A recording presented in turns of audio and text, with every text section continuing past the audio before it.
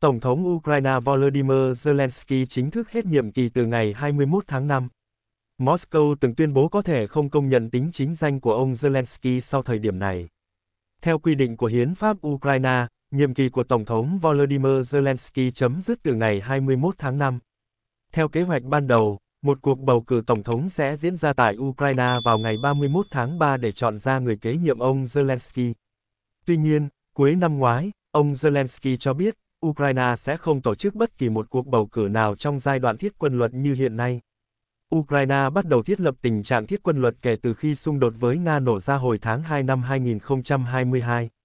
Kể từ đó đến nay, Quốc hội nước này đã nhiều lần gia hạn thiết quân luật. Đầu năm nay, ông Zelensky tiếp tục nhắc lại việc không thể tổ chức bầu cử do tình hình chiến sự và do nhu cầu huy động nhập ngũ toàn quốc. Bình luận về quyền lực hợp pháp của ông Zelensky sau khi hết nhiệm kỳ, Tổng thống Nga Vladimir Putin mới đây cho rằng, điều này cần được giải quyết ở Ukraine bằng hệ thống chính trị và pháp lý của Ukraine. Trước đó, Ngoại trưởng Nga Sergei Lavrov cảnh báo, Moscow có thể không công nhận ông Zelensky là nhà lãnh đạo hợp pháp của Ukraine sau ngày 20 tháng 5. Trong một diễn biến liên quan, trả lời phỏng vấn truyền thông ngày 20 tháng 5, người phát ngôn Điện Kremlin Dmitry Peskov cho biết, việc ông Zelensky hết nhiệm kỳ sẽ không ảnh hưởng đến chiến dịch quân sự của Nga.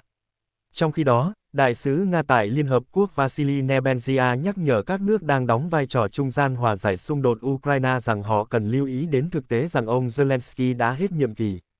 Việc thảo luận bất kỳ vấn đề nào là trái với lẽ thường chứ chưa nói đến việc ký bất kỳ văn bản nào với những nhà lãnh đạo đã mất tính hợp pháp, nhà ngoại giao Nga nói. Ông Nebenzia cũng nhấn mạnh, bất kỳ cuộc đàm phán tiềm năng nào cũng phải dựa trên sự cân nhắc công bằng về những lo ngại về an ninh của Nga và từ thực tế lãnh thổ mới.